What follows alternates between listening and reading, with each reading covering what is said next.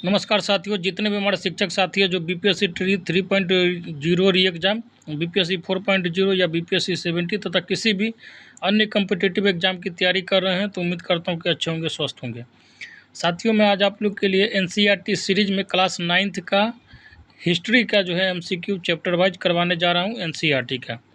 इससे पहले मैं क्लास 6 से लेकर 10th तक का पॉलिटी करवा चुका हूँ चैप्टर वाइज कंप्लीट एनसीईआरटी का एमसीक्यू, और क्लास 6, 7th, 8th का भी एनसीईआरटी का जो है चैप्टर वाइज हिस्ट्री का एमसीक्यू हो चुका है। तो नहीं देखें तो ज़रूर जाइए देखिए, और अगर अभी तक चैनल से नहीं जुड़े हैं तो जुड़ जाइए, बाकी जुड़े हैं तो ज़्यादा से ज़्यादा वीडियो को शेयर कीजिए। पहला क्वेश्चन है, सॉरी दोस्तों, अध्याय नंबर 1 का जो है आपका चैप्टर है भौगोलिक खोजें, और इसका पहला क्वेश्चन है मार्को पोलो जो है कहाँ का यात्री था। तो इसका करेक्ट आंसर है ऑप्शन नंबर 4, इटली का। अब आते हैं नेक्स्ट क्वेश्चन पे। यूरोप वासियों ने कंपास का ज्ञान जो है किन से सीखा। ठीक है, कंपास से जो है क्या है, तो एक दिशा सूचक यंत्र है जिससे जो है पता चलता है कि कौन सा दिशा जो है किस डायरेक्शन में। तो यूरोप वासियों ने जो है कंपास का ज्ञान अरबों से सीखा था, अरब वासियों से। ठीक है,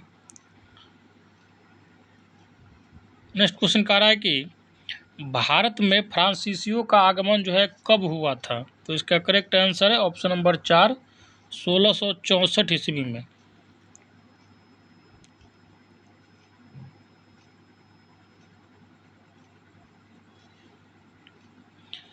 नेक्स्ट क्वेश्चन कह रहा है कि विश्व का चक्कर जो है किस यात्री ने सर्वप्रथम लगाया। तो इसका करेक्ट आंसर है ऑप्शन नंबर 1, मैगलन ने।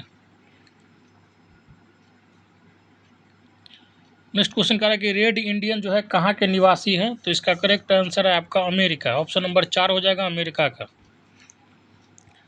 नेक्स्ट क्वेश्चन कह रहा है कि क्रिस्टोफर कोलंबस ने निम्नलिखित में से किसकी खोज की है। तो क्रिस्टोफर कोलंबस ने अमेरिका की खोज की है, और वास्को डी गामा जो है भारत का।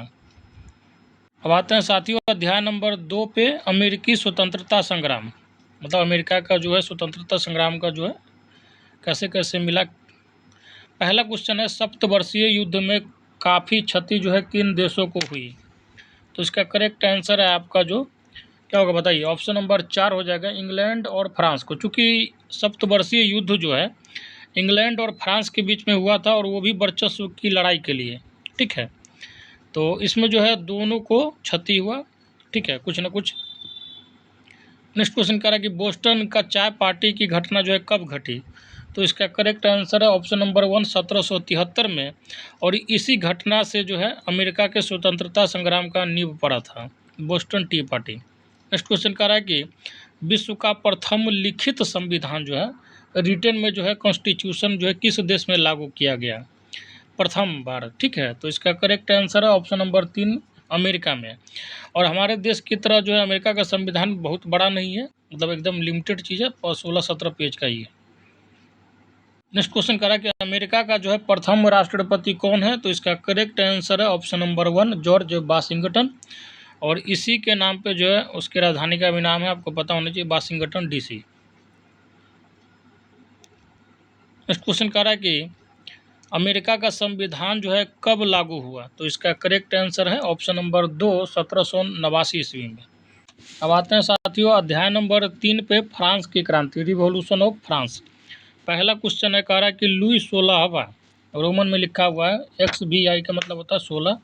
तो लुई 16वां जो है किस वर्ष फ्रांस की गद्दी पर बैठा। तो इसका करेक्ट आंसर है ऑप्शन नंबर आपका 2 हो जाएगा, 1774 ईस्वी में। नेक्स्ट क्वेश्चन कह रहा है कि किस शासक ने कहा मैं ही राज्य हूँ। ठीक है, मतलब एक तरीके से तानाशाही था। तो इसका करेक्ट आंसर है ऑप्शन नंबर 2, लुई 14वां। नेक्स्ट क्वेश्चन कह रहा है कि गौरवपूर्ण क्रांति की घटना इंग्लैंड में कब घटी। मोस्ट VVI क्वेश्चन है। तो इसका करेक्ट आंसर है ऑप्शन नंबर 3, 1688 ईस्वी में। नेक्स्ट क्वेश्चन कह रहा है कि इंग्लैंड में संसदीय सुधार जो है अधिनियम कब पारित हुआ। तो इसका करेक्ट आंसर है ऑप्शन नंबर 1, 1832 ईस्वी में।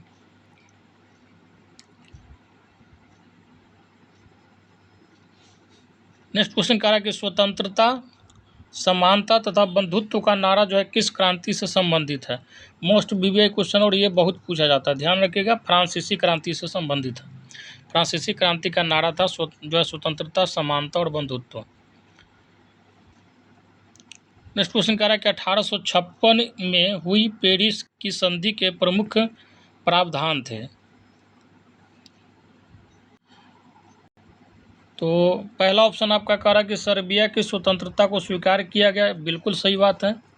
काला सागर को जो है तटस्थ घोषित कर दिया गया, ये भी सही है। और रूस ने टर्की की ईसाई प्रजा के संरक्षण का अधिकार त्याग दिया। तो उपयुक्त सारा जो है इसका सही है। अब आते हैं अध्याय 3 के लास्ट क्वेश्चन पे, फ्रांसीसी क्रांति के परिणाम है। तो इसका करेक्ट आंसर क्या होगा बताइए।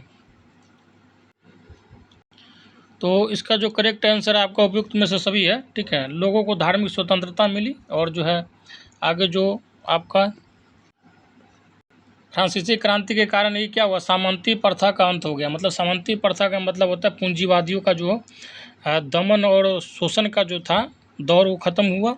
साथ ही साथ कार्यपालिका, न्यायपालिका एवं जो है व्यवस्थापिका को एक दूसरे से जो है पृथक कर दिया गया। जैसे हमारे देश में कार्यपालिका, व्यवस्थापिका को विधायिका बोलते हैं और न्यायपालिका का मतलब जुडिशरी सिस्टम, सब अलग अलग है और सब अपना अपना काम जो है अपने तरीके से देखती है और कोई भी किसी के काम में अरंगा नहीं डालती है। अब आते हैं साथियों अध्याय नंबर 4 पे, विश्व युद्धों का इतिहास, हिस्ट्री ऑफ वर्ल्ड वार। पहला क्वेश्चन कह रहा है कि रूस जापान युद्ध जो है कब हुआ। तो इसका करेक्ट आंसर है ऑप्शन नंबर 2, 1905 ईस्वी में। नेक्स्ट क्वेश्चन कह रहा है कि त्रिगुट सम्मेलन कब हुआ था। तो इसका करेक्ट आंसर है ऑप्शन नंबर आपका 1 हो जाएगा 1882 ईस्वी में। और त्रिगुट में कौन कौन से देश थे आपको पता होना चाहिए। जर्मनी थे, ऑस्ट्रिया हंगरी और इटली। नेक्स्ट क्वेश्चन कह रहा है कि वर्साई की संधि में कुल कितने देश जो है निर्णायक भूमिका निभा रहे थे उस समय, ठीक है। तो 3 देश जो है निर्णायक की भूमिका में थे, उसमें आपका अमेरिका, ब्रिटेन और फ्रांस था। नेक्स्ट क्वेश्चन कह रहा है कि किस वर्ष जो है विश्वव्यापी आर्थिक मंदी आई। तो विश्वव्यापी जो आर्थिक मंदी आई थी आपको पता होना चाहिए, कब आई थी बताइए। तो इसका करेक्ट आंसर है ऑप्शन नंबर 3, 1929 ईस्वी में। नेक्स्ट क्वेश्चन कह रहा है कि पर्ल हार्बर जो है कहाँ स्थित है। तो पर्ल हार्बर जो है आपका अमेरिका में है। ऑप्शन नंबर 4 करेक्ट है इसका। अब आते हैं साथियों अध्याय नंबर 5, नाजीवाद। इससे पहले मैं आपको कहना चाहूँगा कि साथियों अगर अभी तक चैनल से नहीं जुड़े हैं तो जुड़ जाइए और लाइक वगैरह जो है आप लोग का थोड़ा कम रहता है दोस्तों, तो लाइक कर दिया कीजिए क्योंकि नुकसान तो है नहीं, और शेयर भी कीजिए क्योंकि एक चीज़ जान लीजिए कि दुनिया में कोई भी चीज़ देने से बढ़ता है, घटता नहीं है। इसलिए हमेशा देने का भावना रखिए, कहीं ना कहीं से आपको ज़रूर मिलेगा। पहला क्वेश्चन है आपका जो है नाजीवाद का चैप्टर का, मुसोलिनी का संबंध जो है किस देश से है। तो मुसोलिनी का संबंध आपका इटली से है और मुसोलिनी एक बहुत ही बड़ा जो है ऐतिहासिक तानाशाह रहा है, ठीक है। तानाशाह का मतलब होता है अपना मनमानी चलाना। नेक्स्ट क्वेश्चन कह रहा है कि हिटलर का जन्म जो है जर्मनी के किस शहर में हुआ था। एक्चुअली में दोस्तों जर्मनी नहीं, इसको सुधार कर लीजिएगा, ऑस्ट्रिया में हुआ था, ठीक है ना। ऑस्ट्रिया के वान शहर में जो है हिटलर का जन्म हुआ था। वान शहर में ऑस्ट्रिया में ये पड़ता है जगह, ठीक है। और बाद में जो जर्मनी में शिफ्ट हुआ था। नेक्स्ट क्वेश्चन कह रहा है कि मीन कैंप जो है पुस्तक किसकी रचना है।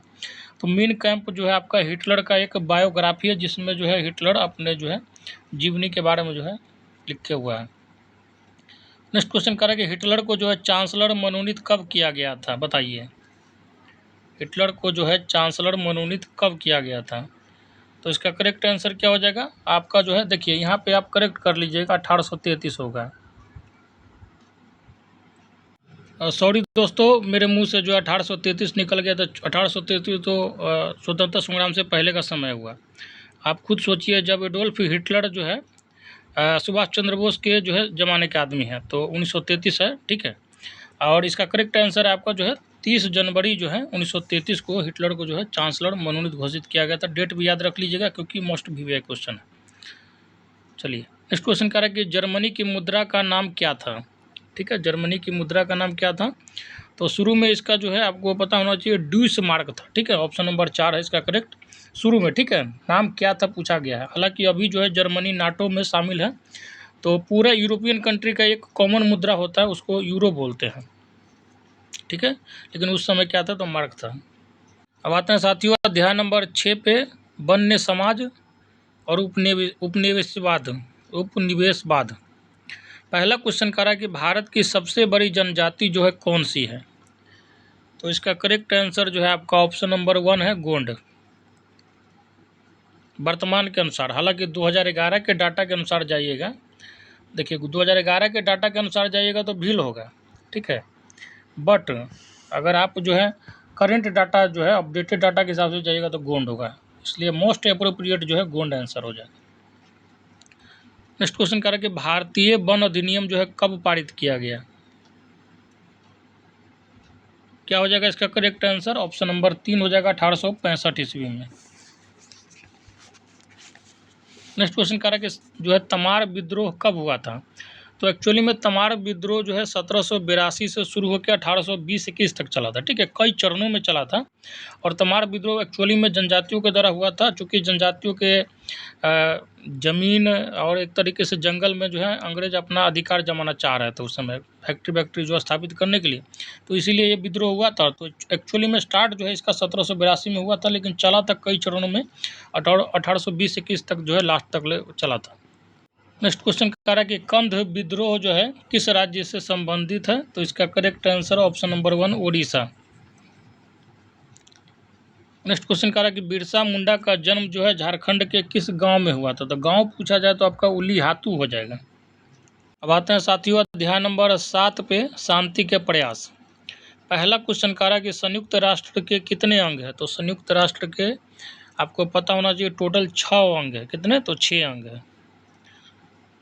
नेक्स्ट क्वेश्चन कह रहा है कि अंतर्राष्ट्रीय श्रम संगठन, इसको बोलते हैं ILO, ठीक है, ILO मतलब इंटरनेशनल लेबर ऑर्गेनाइजेशन, का मुख्यालय कहाँ है? तो इसका मुख्यालय जो है आपका जेनेवा में है। नेक्स्ट क्वेश्चन कह रहा है कि कुवैत को इराकी सेना से जो है कब मुक्त कराया गया? ठीक है, तो इसका करेक्ट आंसर है ऑप्शन नंबर 2 1991 ईस्वी में।